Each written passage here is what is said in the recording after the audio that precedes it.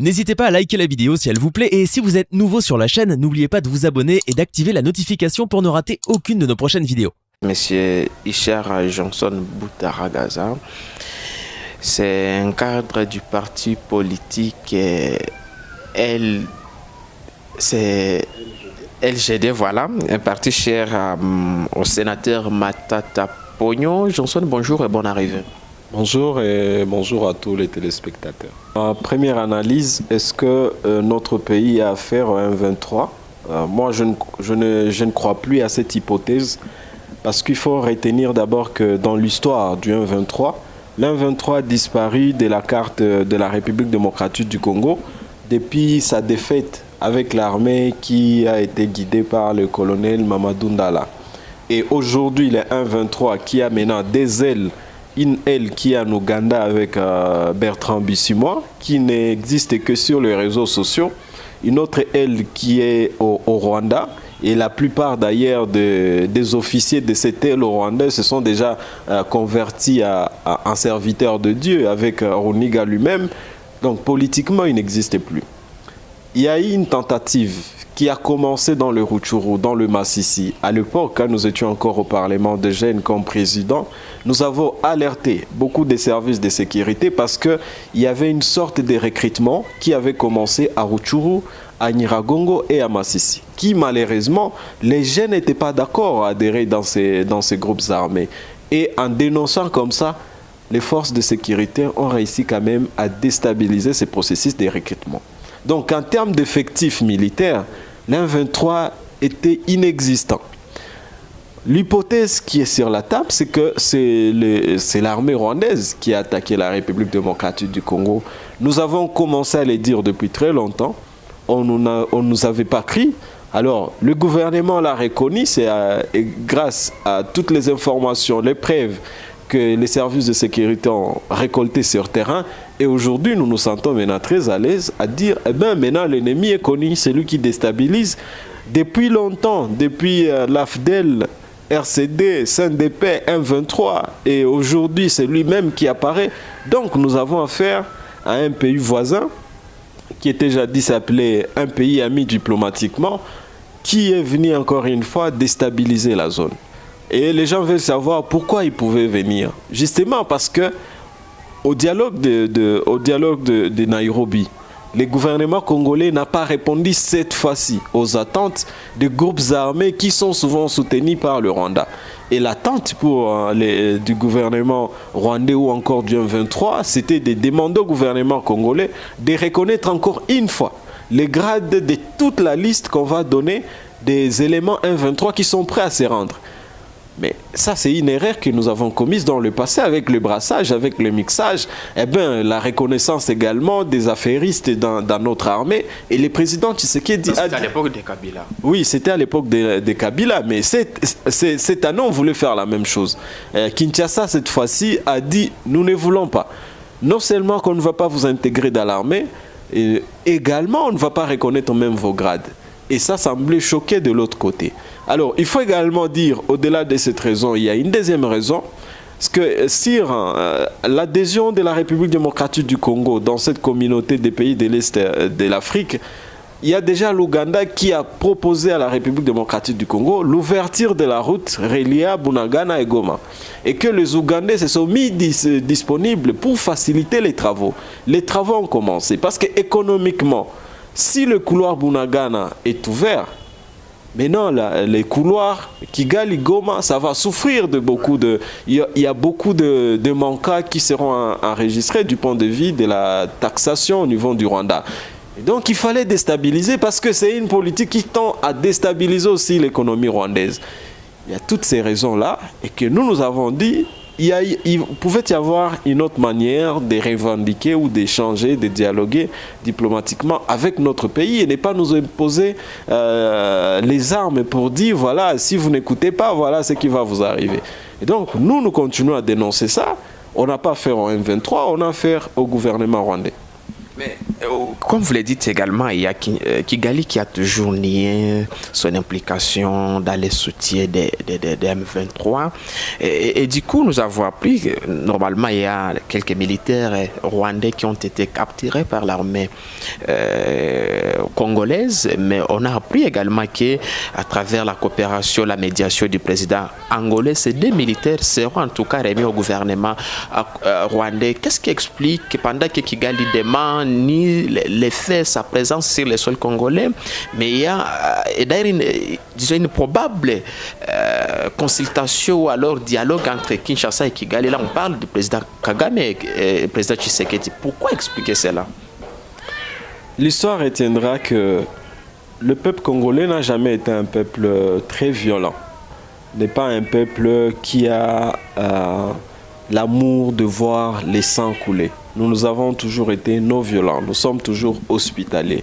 Parce qu'il n'y a pas longtemps, qu'il y a quelques 2 ans, on nous a rapporté une histoire qui a été montée de toutes pièces, que les FARDC, quelques militaires congolais, se retrouveraient en violation de frontières et se sont retrouvés au Rwanda et ils ont été tués. Vous êtes journaliste et professionnel. Vous avez vu qu'on a fait une remise des cercueils de nos militaires à la Grande Barrière en provenance du Rwanda. Nous sommes partis...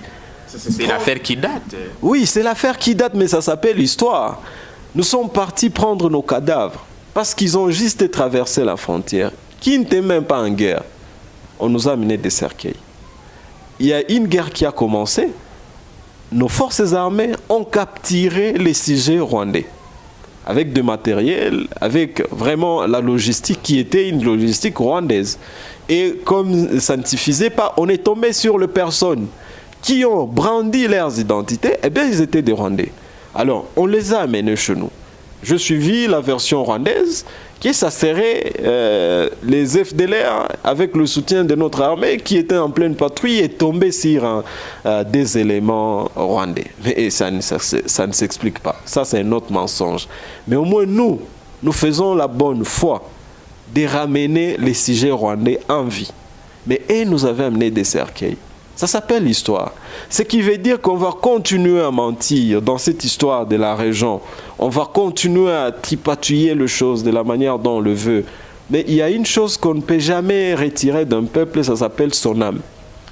Le peuple congolais n'est plus ce peuple qui a été en 98, quand on a vu des soldats qui quittaient le Rwanda, qui demandaient à nos parents de faire des kill beats dans la boue, des crachins dans leur visage. Nous étions des enfants, nous avons vu ça.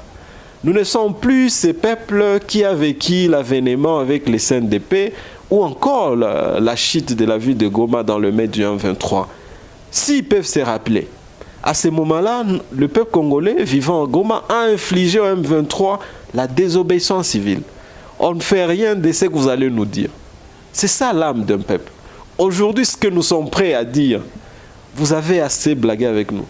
Alors, Monsieur Johnson, parle-nous. Il y a Kigali qui accuse Kinshasa, Kinshasa qui accuse aussi le Rwanda. Qu'est-ce qu'il faut concrètement? Quelle voie qu'il faut prendre pour sortir de cette crise? Non, moi je pense que Kagame a fait une très bonne révélation au peuple congolais. Il a dit que dans sa culture, on peut suivre que le feu là où ça s'allume. Et pour lui, le feu se trouve en République démocratique du Congo.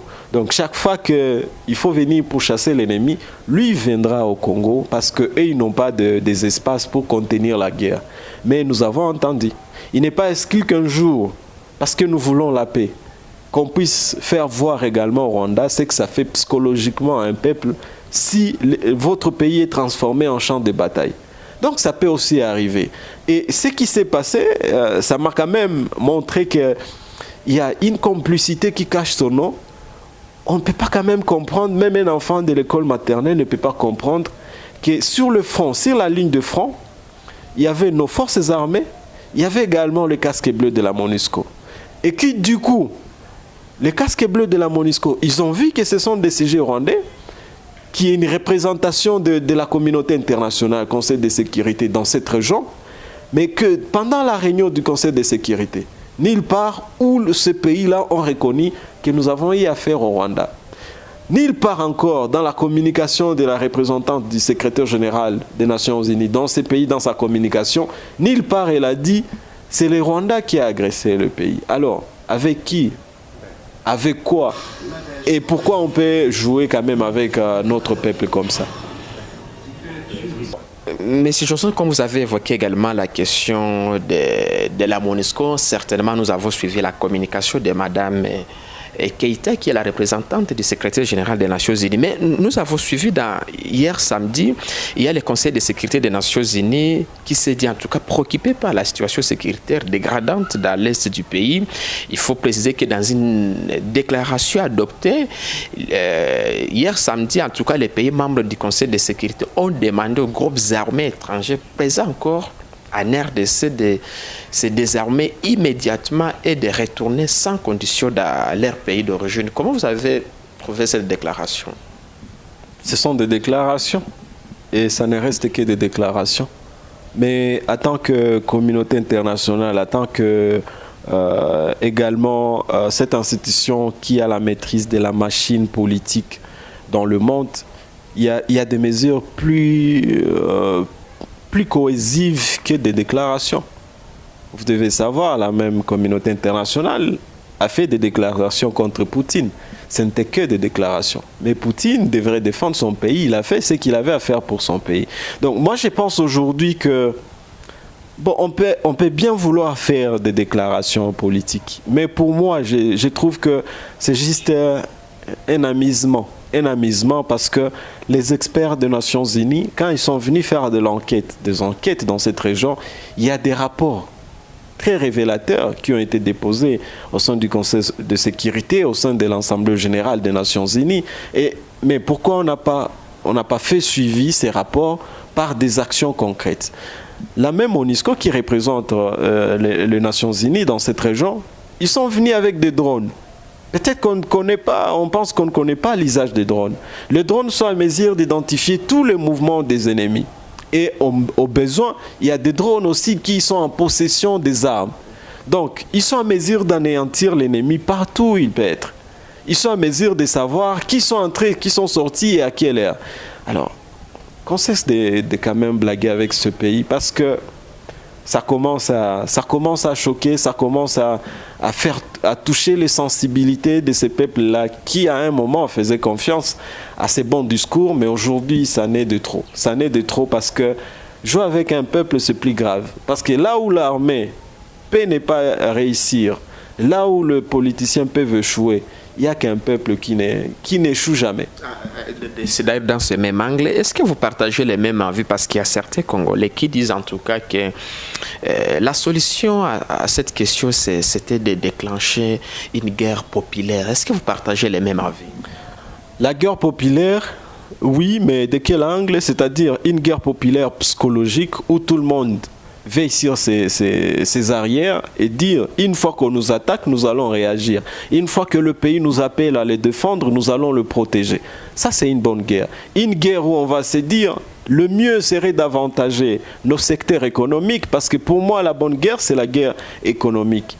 Le Rwanda a perdu beaucoup de leurs citoyens en 1994.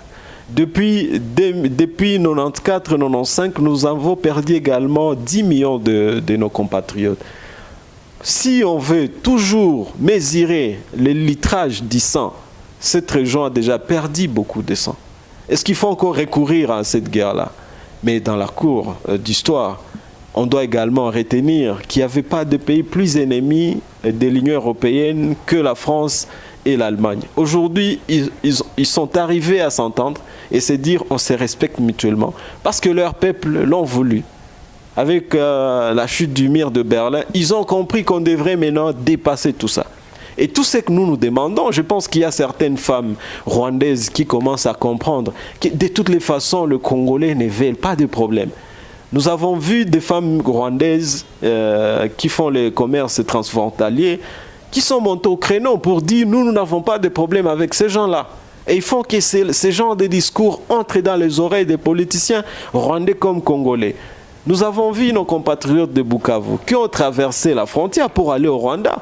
Ils n'ont blessé personne, ils n'ont injurié personne, mais ils ont dit Nous sommes là, nous n'avons rien à voir dans cette histoire et on doit arrêter. Sinon, en tout cas, quand le pays nous appellera à le défendre, on le fera. Est-ce que pensez-vous que la fermeture des frontières serait peut-être l'une des solutions pour mettre fin à tous ces guerres, surtout parce qu'il y a, je suivis à la société civile, certains mouvements citoyens qui ont même demandé qu'il faut d'ailleurs ériger un mur s'il faut le faire avec le Rwanda. Est-ce que pensez-vous que c'est une solution? Non, pour moi, ce n'est pas une solution en fait. Parce qu'on doit savoir qu'en 1885, quand on a décidé de couper l'Afrique, il y a des familles qui s'est retrouvés au sud et leurs familles étaient au nord. Et que par la décision de Berlin, dans ces accords-là de Berlin, on a coupé l'Afrique comme ça. En vrai dire, les Africains sont, en d'autres termes, de vrais frères. Mais alors, nous avons beaucoup d'amis au Rwanda, avec qui, quand vous parlez, ils n'ont rien à voir avec ces questions politiques, questions militaires. Ils sont des innocents. Nous avons des amis au Burundi. Ils n'ont rien à voir. Donc c'est une question seulement des leaders politiques qui pensent que continuer à dominer, continuer à gérer, il faut que rester dans cette ambiance-là de manipuler un peuple contre un autre pour se taper de la bonne santé médiatique.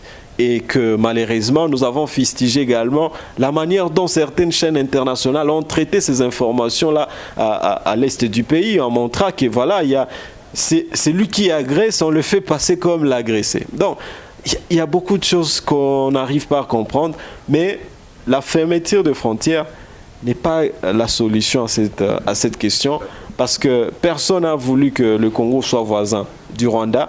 Personne n'a souhaité que le Rwanda soit voisin de la République démocratique du Congo. On va rester deux voisins. Mais dans ces bons voisinages, on doit se respecter. Dans ces bons voisinages, il faut savoir que ce que vous vous donnez, c'est ce que vous allez aussi recevoir. Si vous nous donnez la guerre, eh bien, à un moment, peut-être que ça ne sera pas nous. Mais il y aura une autre génération qui dira, vous avez fait souffrir à nos pères, à nos grands-pères. Nous devons aussi vous faire la guerre. Mais si on arrive à se dire, on se donne la paix, eh bien, on va se donner la paix. Les affaires vont continuer, les activités culturelles, sportives, économiques. Beaucoup d'autres activités peuvent continuer parce que nous avons une région qui est trop bénie. Mais si vous voulez également, parce qu'il faut savoir que quand on a aussi l'esprit de la cupidité, vous voulez avoir au-delà de ce que vous avez déjà, c'est un danger. Et je crains que ce soit ce sentiment-là qui est animé souvent par des leaders rwandais qui veulent toujours avoir, je ne sais pas, aujourd'hui le Rwanda c'est le premier pays producteur de minéraux comme le castérite, comme le coltan en Afrique. Comment expliquer ça? C'est un pays qui n'a pas de carrières minières. Justement parce que quand ils accompagnent ces groupes armés-là, qui gèrent la plupart des zones et qui contrôlent les zones-là où il y a beaucoup de carrières minières, ça fait à ce qu'ils ouvrent des couloirs qui permettent à ce que le matériel puisse entrer dans leur pays et ils présentent comme le pays exploitateur de ces minéraux-là. Donc, c'est drôle, mais ça fait partie de l'histoire et que notre pays, peut-être, et notre génération est prête un jour à pardonner tout ça, mais nous devons réécrire notre histoire sur de nouvelles bases. Des bases du respect, des bases également du bon voisinage, des bases de lutte contre les hypocrisies. Et c'est comme ça qu'on peut vivre dans cette région. D'accord. Nous tendons vers la fin de cet entretien. Monsieur Espoir, qu'est-ce qui explique cette montée en puissance, il faut le dire comme ça, du président Paul Kagame? J'ai l'impression qu'il devient de plus en plus l'homme fort de la région. Comment expliquer cette montée des grades en puissance du président Kagame? Il devient comme le seul homme qui peut parler dans la région et les autres écoutent. Non, je pense que Kagame a réussi à tirer profit de sa victimisation. Après le génocide de 1994, il faut reconnaître qu'il y avait une mission des Nations Unies là-bas. Et si tout cela s'est passé, donc à un moment, les Nations Unies devraient répondre. La France était là avec ses casques bleus. Et des fois, ces pays ont tendance à ne pas toucher dans la plaie. Parce qu'il y a un peuple qui a été victime, qui a été terrorisé, on n'a pas pu le protéger. Alors, on a tendance à les prendre comme un petit F. Alors, ça, c'est la première raison. La deuxième raison, c'est qu'il a été l'enfant gâté de tous ceux qui veulent déstabiliser la région des Grands Lacs. Parce qu'il n'y a pas que lui. Pour moi, Kagame, c'est un arbre qui cache la forêt. La forêt, c'est tous ces complices au niveau international qui se cachent dans ces conflits dans la région des Grands Lacs. Et on a besoin des boucs émissaires. Et lui, il est là pour répondre à ça. Eh bien, est-ce que c'est parce qu'il est le plus fort? Est-ce qu'il est le plus puissant? Non.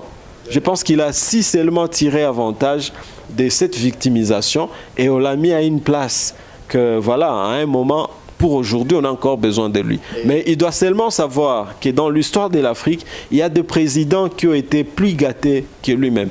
Mais à un moment, quand la politique internationale, c'est comme vraiment le citron, quand on finit à sucer le jus, on va te balancer comme ça. Et il faut qu'il pense à ça pour son peuple parce que nous avons tous besoin de la stabilité du Rwanda, de la quiétude des Rwandais. Pour également la quiétude des Congolais, la stabilité du Congo. Mais si un jour il ne travaille pas sur l'après lui, ça risquerait d'être un scandale là-bas. Mais moi je pense que nous avons également la responsabilité, en tant que la République démocratique du Congo, de repenser notre diplomatie. Parce qu'au moins, au Conseil de sécurité, nous avons eu 0 sur 10. Et pensez-vous que Kigali bénéficierait l'appui des Occidentaux dans tout ce qui se passe dans cette région? Oui, énormément. Énormément, parce que... Par exemple, quels sont ces pays? Il y a beaucoup de pays. Il y a même la France, même les États-Unis, il y a beaucoup de pays qui sont cachés derrière le Rwanda. Moi-même, je suivis une chaîne française où ils sont en train d'avouer que la République démocratique du Congo n'avait pas réuni des preuves en accusant le Rwanda.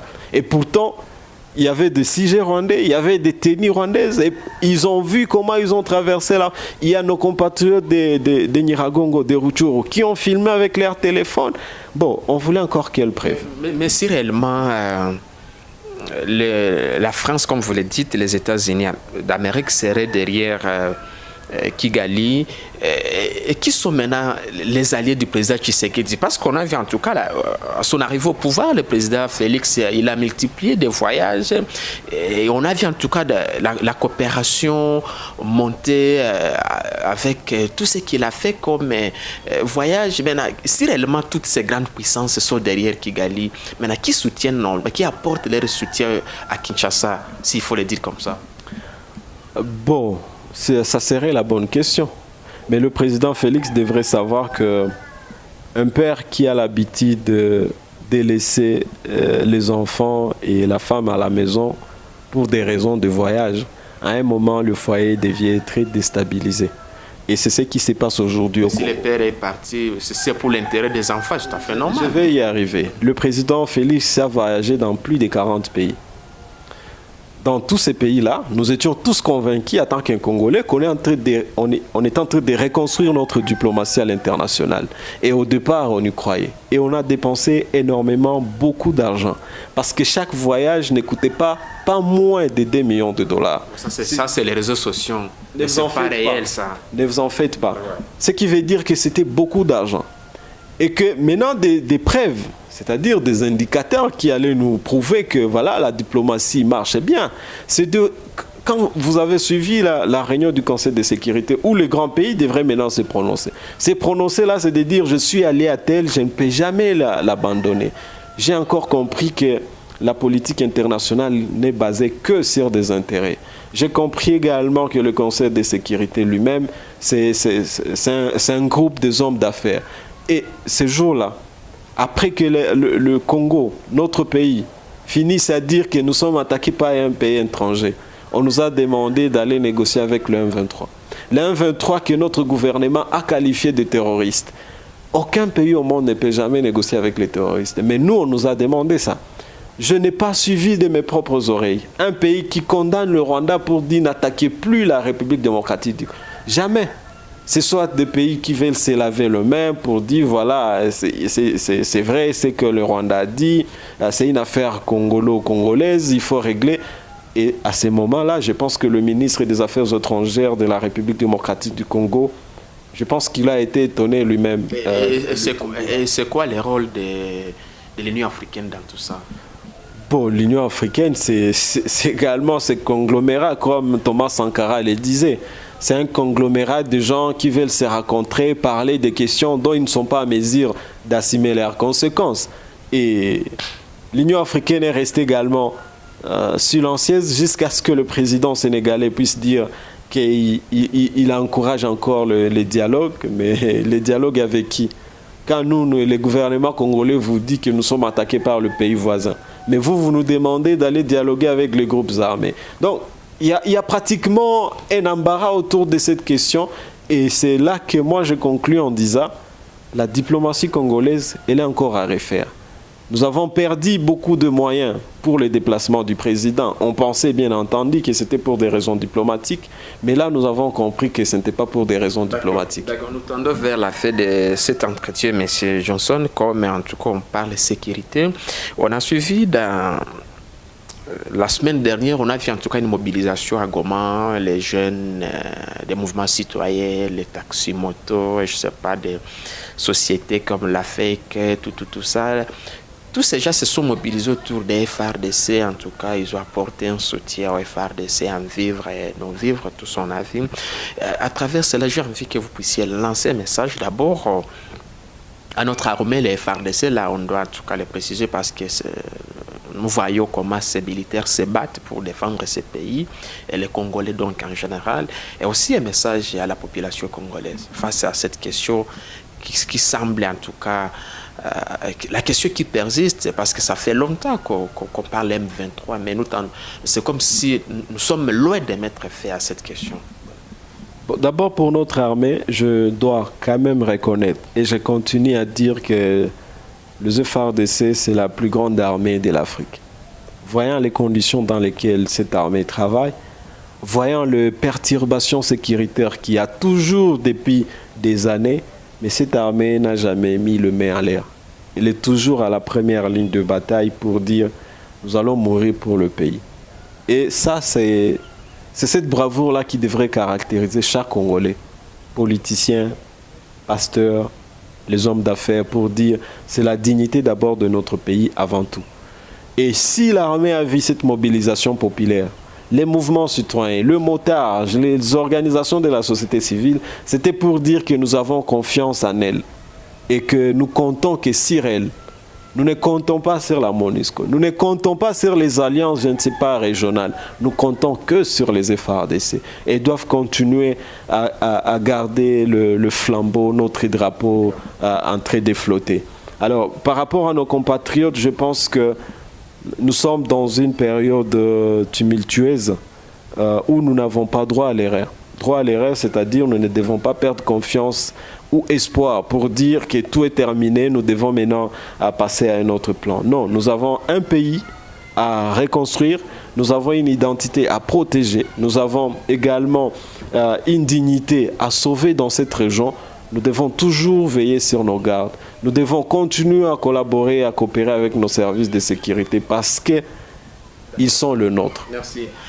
Pour finir, quand même, j'ai envie que dans moins d'1 minute, parce qu'il faut qu'on parle un peu politique, en tout cas dans moins d'1 minute, je sais que vous êtes l'un de, je sais pas, je peux le dire comme ça, disciple ou fils de Matata Pogno en politique, il faut l'avouer. Mais on sait que Matata Pogno sera encore devant la justice les 13.